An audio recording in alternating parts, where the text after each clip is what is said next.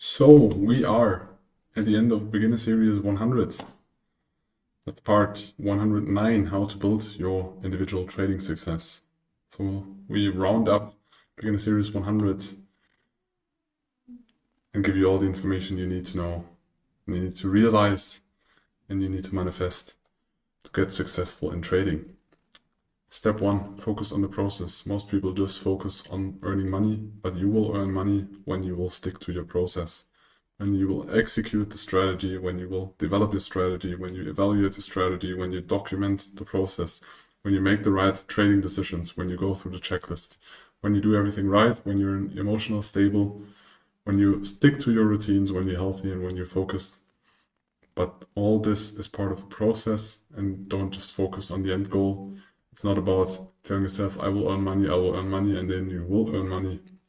You need to have defined process and stick to it day by day.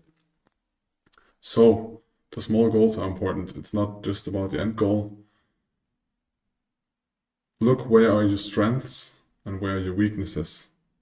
What are the mistakes you do, and try to understand why you do them. Why do you overtrade? Why do you try to step into a trade earlier than the setup is there? Why do you miss a trade? Or why do you stick to or try to trade another strategy, or try to trade your gut feeling when you have a strategy and then you don't trade accordingly to the strategy? Most people do that, and you need to understand why, but all this is part of the process. You need to focus on that. So you always need to prepare and make sure that the criteria of your strategy are met and that you agree with the risk. So that you stick to the risk management, that you stick to your setup, that you stick to the process, that you stick to the time where you want to trade. And all that is alignment, and that you implement everything correctly. So you trade at the location you plan to trade. When you start trading, you will realize that very often you open trades and afterwards you see that this trade does not meet all the criteria, because humans tend to overtrade, or tend to overtrade more than to undertrade. I don't know a lot of people that undertrade. Mostly those are very risk-averse people, but most people overtrade because you invest time in the analysis, and then you want to execute something. But that's not always the case, because very often you just need to wait and watch the market and do nothing. So,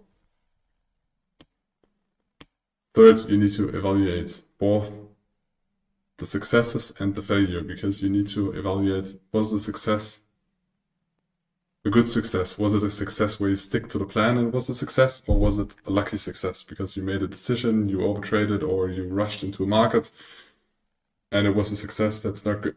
I mean, it feels good because it is a success, but you should focus on successes that are planned successes.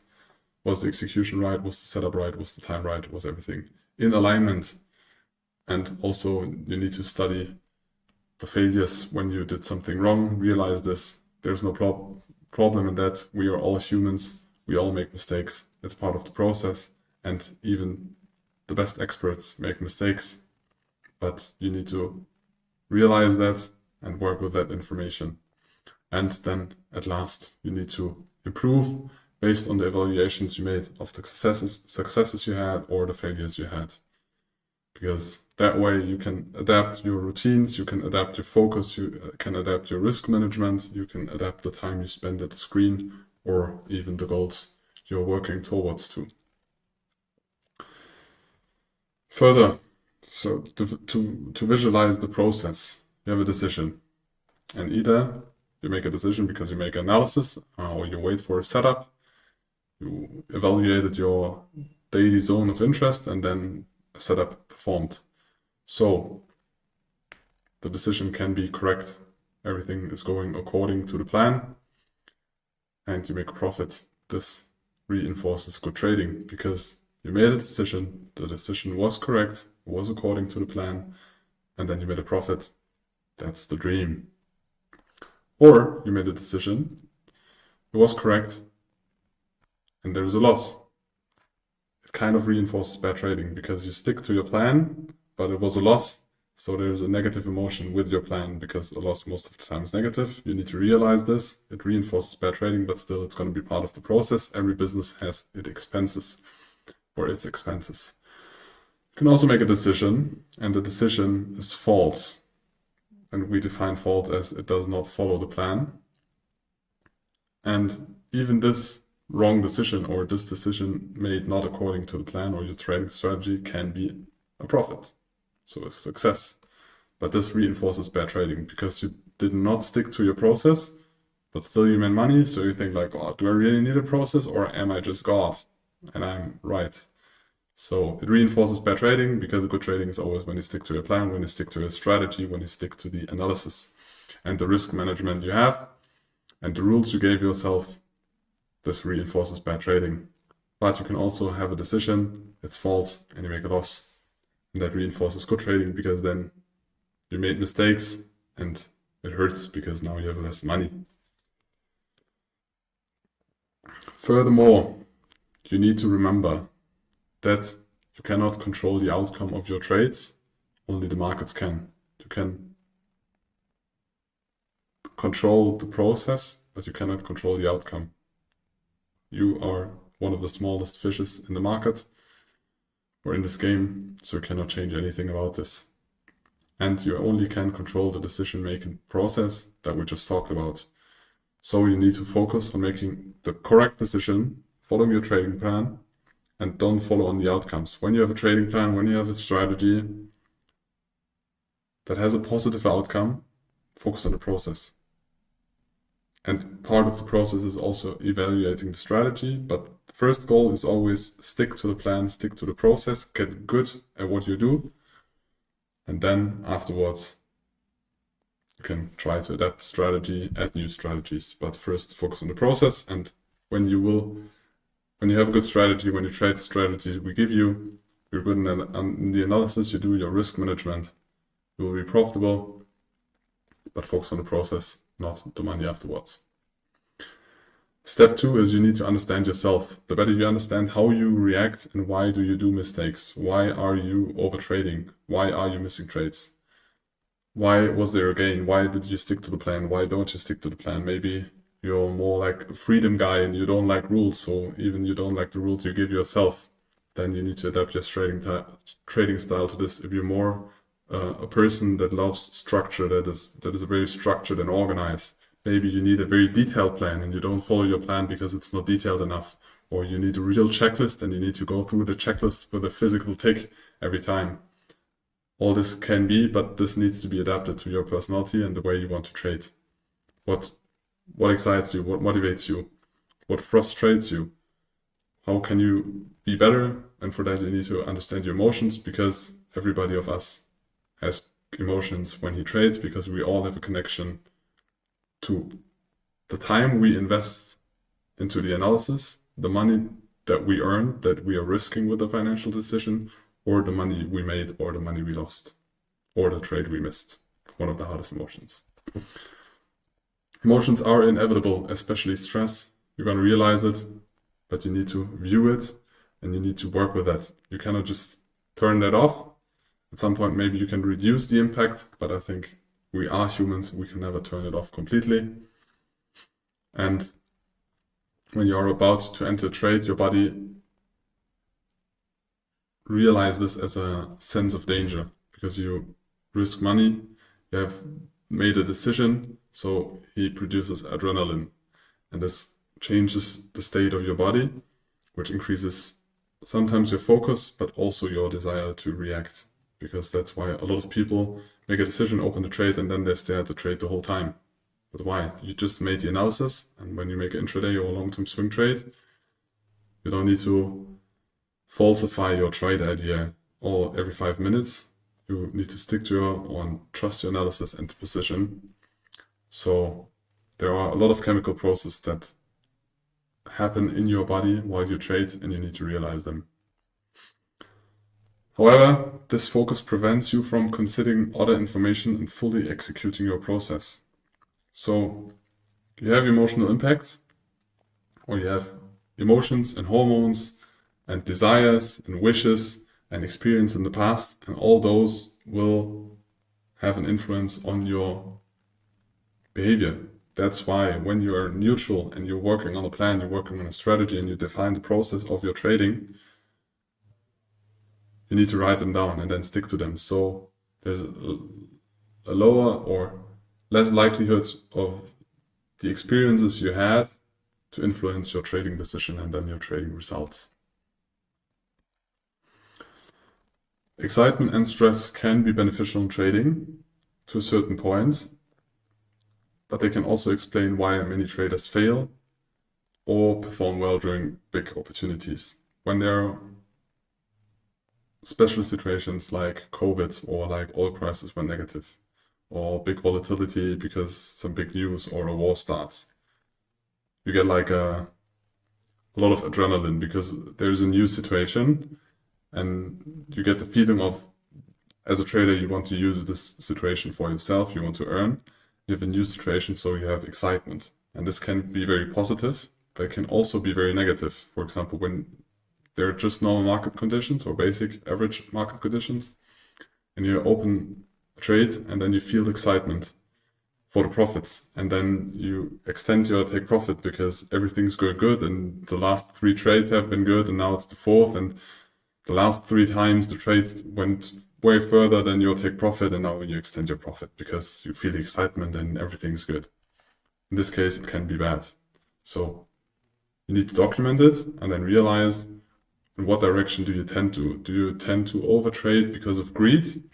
Do you tend to overreact in special situation because you feel like you're a more active person, and then there's a special situation, and then you want to act more and more because you want to use the situation, but maybe in the end it's not good because most special situations are new and it's difficult to build statistical edges around those because most of the situations are new situations. There was no COVID before in the stock market and with the same development status than we had 2020.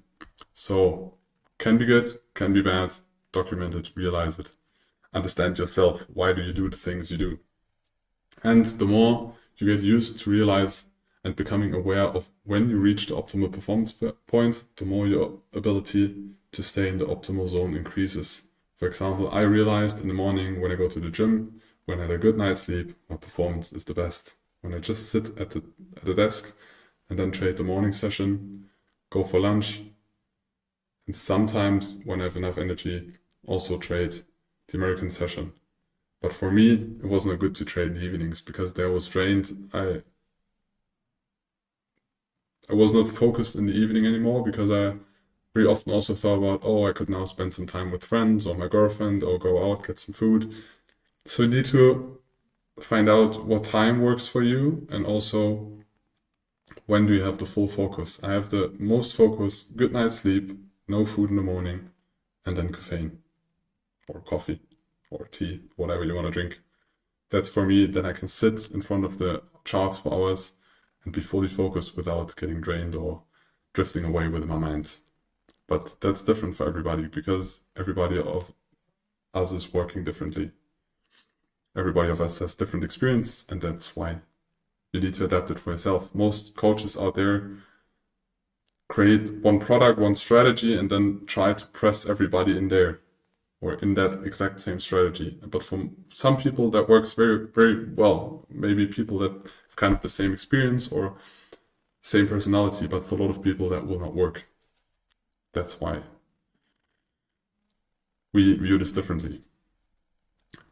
Here we implemented an example to understand yourself or emotions that you most likely feel during a trade. First, when your entry is not reached and you miss a trade because of 1 or 2 ticks or $1 or whatever, depends on the asset you trade. That is one of the hardest emotions because you invest the time, you analyzed, the analysis was right, and you just missed it, and it feels shit because you've been right, you invested time, work, and then God did not want us to get filled, or the broker did not want us to get filled because there was higher spread, whatever. So you feel stressed because feel like now you need to make this money back, and your analysis was right, so the next one's going to be right again. And then price rises, frustration rises, and you sell into a rising market. Although maybe this was not even your setup, but you feel the need to act, and then you have a loss. So it was more an emotional trade because you were stressed, you wanted to do something, your analysis was right, so you want to earn that money that you haven't earned because the market did not fill you. So you made a loss, so you're kind of stressed or frustrated more in that case because you lost money. And then at some point the focus is gonna get lower and lower, and you miss out on real opportunities because your stress increased, your brain's drained, you feel the emotions. The emotions most of the time are stress for your body, and then your focus is not as much as it was at the beginning, and then you miss a trade. And that could be a typical journey of a trader in the beginning throughout the day. And if you don't document this with writing it down, you will not realize those procedures that are going on in you.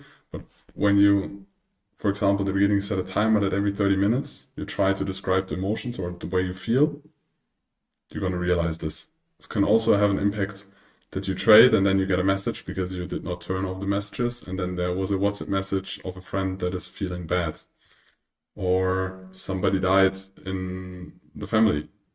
All those things happen, but they have an impact on you and the process and the stability you are, and in the end, the decisions you're going to make.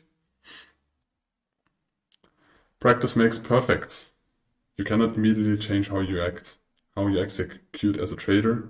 You can just improve the documentation, the analysis, and the consciousness of those processes. That's why you need to document it. That's why we talk that much about this. And then you need to document it, analyze it, get conscious about it, and then you can use it as a positive factor. When you realize, okay, you have a lot of greed, you can use this or utilize this as a positive one, but you need to practice it. So don't just repeat the process, always give feedback. Document it, write it down, give feedback to yourself. Try to improve it, try to change it, try to improve or dismiss the negative things, try to improve the positive things. What was good, what was bad, cut the bad away and add up the good. And then repeat what you did well. And practice makes perfect. Improve or cut out the weaker parts of your process, or practice them and get better. Constantly challenge yourself. So at some point trading is going to get very repetitive and you're going to get kind of sleepy in front of the screens, and then you need a new challenge or you change up the structure a little bit. Try to find new areas, new assets, new strategies in and outside of trading. And keep practicing. One of the biggest mistakes traders make is they do not improve. So things go well, and at some point they will not go as well as they've been because markets change, your surroundings change, or it's just gonna get boring. So you need to keep practicing and also improving. Always. Mentally, physically, in the trading space, in the data analysis, all of that. So now we went through Beginner Series 100.